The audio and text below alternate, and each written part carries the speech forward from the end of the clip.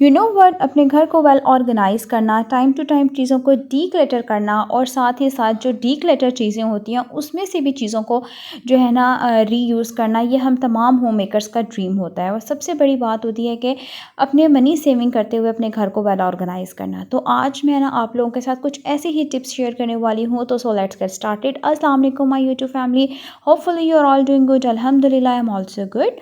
तो सबसे पहले जो है ना यहाँ पे फ्रीज़ ब्लैंकेट को लेकर मैं थी आप लोगों को बताऊँगी। आजकल क्या विंटर सीज़न स्टार्ट होने वाला है और मैं क्या करती हूँ कि जब भी मतलब 15 डेज़ होते हैं या फिर 1 मंथ होता है ना, तो मैं आहिस्ता-आहिस्ता इनको क्लीन करना स्टार्ट कर देती हूँ।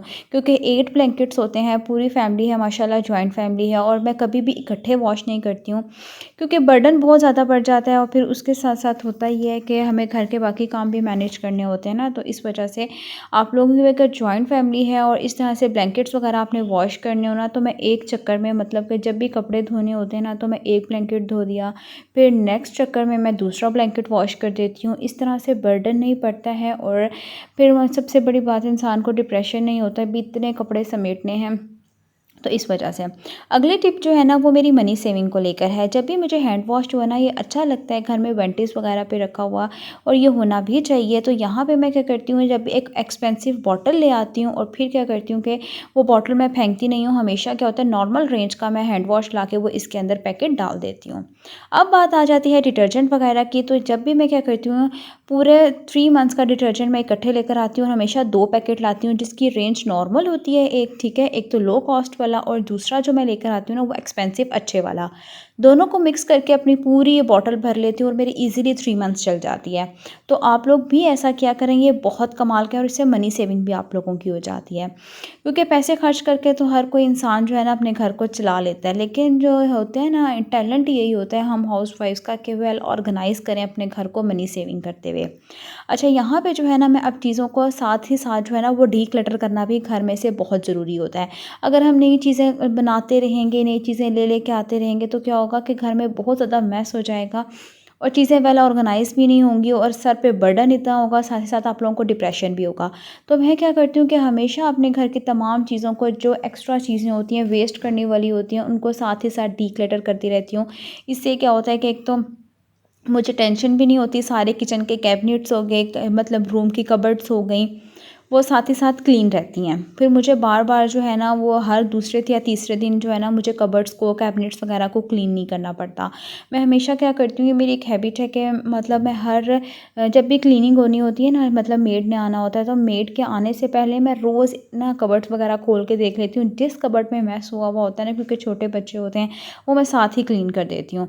तो आज मुझे ये वाली कबर्ड बहुत ज़्यादा गंदी लग रही थी। ये किचन का कैबिनेट था और माशाल्लाह ये मेरे बच्चों के अंडर था, काफ़ी ज़्यादा उन्होंने मैस किया हुआ था। तो मैं यहाँ पे चीज़ों को जो है ना वो अच्छे तरीके से वाला ऑर्गेनाइज़ करके रख रही थी और एक्स्ट्रा जितनी भी चीज़ें थी डीक्लटर करने वाली, उनको साथ ही डीक्लटर कर रही थी। और ये जो है ना मैंने खुद ही मतलब एक कैन लेके ना उससे मैंने बनाया हुआ था। इसके अंदर मैंने बच्चों की तमाम टेप्स वगैरह और इस तरह की छोटी-छोटी कटर हो गया, ग्लू हो गई, वो तमाम चीज़ें मैंने इसके अंदर डाल के वो रखी हुई थी। और साथ ही साथ बॉल पॉइंट, मतलब जब भी इस तरह की चीज़ें ज़रूरत पड़े और इजीली जो है ना हमारी पहुंच में हो। तो इस तरह से जो है ना मैं आराम से एक एक्स्ट्रा बैग मैंने रखा हुआ था यहाँ पे शॉपर, उसके अंदर मैं चीज़ें डाल रही थी और डालने के बाद जो है ना मैं बाहर रख दूँगी। जब भी मतलब यहाँ पे ट्रक वगैरह आता है जो कूड़े का होता है ना, तो मैं साथ ही वहाँ पे डाल दूँगी, ये उसमें दे दूँगी। तो यहाँ पे मैंने इसको भी ऑर्गेनाइज़ कर लिया था। अब जी हम चलते हैं अपनी अगली टिप की तरफ। मेरी जो अगली टिप है ना, या अगली हैबिट भी कह सकते हैं, कि जब भी मैंने कपड़े वगैरह वॉश करने होते हैं ना, तो मैं क्या करती हूँ, जो सा वॉशरूम यहाँ पे मेरे घर में ज़्यादा यूज़ होता है ना, उसके मैट को मैं 3 डेज़ के बाद लास्ट में क्लीन करती हूँ। क्योंकि बाहर से बच्चे आते हैं, पाँव गंदे होते हैं, शूज़ गंदे होते हैं, तो वो मट्टी लग जाती है इसके ऊपर। और इसको मैं पहले मशीन में धो देती हूँ। मशीन में धोने के बाद मैंने एक ब्रश रखा हुआ है, उसमें इसको अच्छे से वॉश कर लेती हूँ। उसके ब्रश लगाती हूँ इस तरीके से और फिर साफ़ पानी से वॉश कर लेती हूँ। इतनी ज़्यादा इसमें से मिट्टी निकलती है ना। 2 वॉशरूम्स हैं जो बहुत ज़्यादा इस्तेमाल होते हैं, तो उनका जो मेरा मैट है ना वो अलग ही है और मैं उनको अच्छे से 3 डेज़ के बाद जो है ना उनको टाइमली वॉश करती हूँ। और ताकि अगर हम उनको वॉश ना करें ना टाइमली, तो वो इतने ज़्यादा उसके अंदर जर्म्स पैदा होना शुरू हो जाते हैं।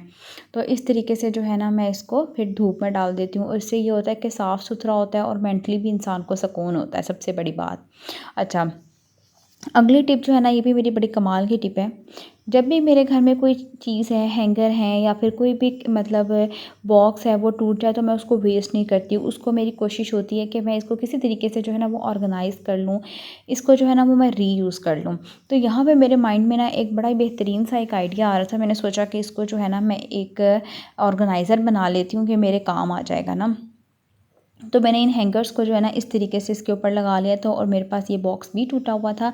इसके ऊपर मैंने ब्लैक टेप लगाकर ना इसको मैंने अच्छे से पेंट कर दिया था। तो यहाँ पे पेंट करने के बाद जो है ना मैंने इसको बनाया था अपने किचन में रखने के लिए। अक्सर औक़ात क्या होता है, प्याज, लहसुन, आलू मतलब ये तमाम चीज़ों को इसके अंदर डालने के लिए मैंने अपने पास ये बना के ऑर्गेनाइज़र रेडी कर दिया था, और ये बहुत क्यूट सा, बहुत अच्छा बना था। तो ये देख सकते हैं। अच्छा, अब जो है ना मेरी अगली टिप जो थी ना वो इस तरह के जार्स वग़ैरह को लेकर थी। ये जो जैम के जार्स होते हैं, बॉटल्स होती हैं, कॉफ़ी की बॉटल्स होती हैं, मैं कभी भी इनको ज़ाया नहीं करती हूँ। तो इनके अंदर तमाम स्पाइसेस वग़ैरह डाल के इनको रख देती हूँ, या फिर मैंने इनके अंदर काफ़ी सारी स्पाइसेस वग़ैरह डाल कर रखी हुई थी, फिर भी ये मेरे पास बच गई थी। तो मैंने क्या किया था, इसका एक डेकोरेशन पीस बना लिया था। ये लेस मेरे पास पड़ी हुई थी।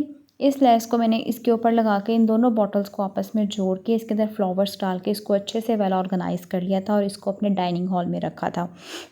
इतना प्यारा लग रहा था, क्यूट सा। आप लोग भी ट्राई करें। उसके अलावा अगर आपको मेरी वीडियो से कुछ भी सीखने को मिलता है तो वीडियो को ज़रूर लाइक करना, शेयर करना, चैनल को सब्सक्राइब करना, और साथ ही साथ वीडियो को एंड तक वॉच करना, ठीक है। तो ये देखें जी, कितना प्यारा लग रहा था। इसके अंदर मैंने फ्लावर्स रख दिए थे। अब जो है ना मुझे चाहिए था अपना इस तरह का जो मिल्क पैक का डब्बा था ना, बॉक्स था, इसको मैंने ज़ाया नहीं किया था। मुझे इसके लिए चाहिए था अपने ब्रशेज़ वगैरह रखने के लिए ना कोई बेहतरीन सा ऑर्गेनाइज़र चाहिए था। तो मैंने सिंपल ही जो है ना इसके साइज़ के ग्लास ले लिया था, और इस तरीके से इसको पहले साइज़ का मैंने इसका कट कर लिया था सर्कल शेप में। करने के बाद जो है ना मैंने इसको अच्छे से गिफ्ट पेपर से रैप कर लिया था। गिफ्ट पेपर से रैप करने के बाद जिस तरह से भी आप लोग चाहें तो आप इसको बना सकते हैं। आप लोगों ने प्रॉपर इसका साइज़ लेना है। यहाँ पे ये देख लें, इसका साइज़ मैंने ले लिया था। अब मेरे पास यहाँ पे एक एक्स्ट्रा गिफ्ट पेपर पड़ा हुआ था, वो ले लिया था। साथ ही साथ मैंने ये लेस पड़ी हुई थी, वो बीच में मैंने इसके एक फ्लावर लगा लिया था। इतना प्यारा मेरे पास ये अपना पेंसिल बॉक्स रेडी हो चुका था। ब्रशेज़ का बॉक्स, आप चाहें तो बच्चों के पेंट्स रख सकते हैं, कलर्स रख सकते हैं। तो उम्मीद करती हूँ आज के तमाम मेरी टिप्स, हैक्स, हैबिट्स आप लोगों को अच्छी लगी होंगी। अच्छी लगी हो तो वीडियो को लाइक करना, शेयर करना, चैनल को सब्सक्राइब करना। मिलती हूँ कल नेक्स्ट वीडियो में। अगली वीडियो तक के लिए बाय बाय।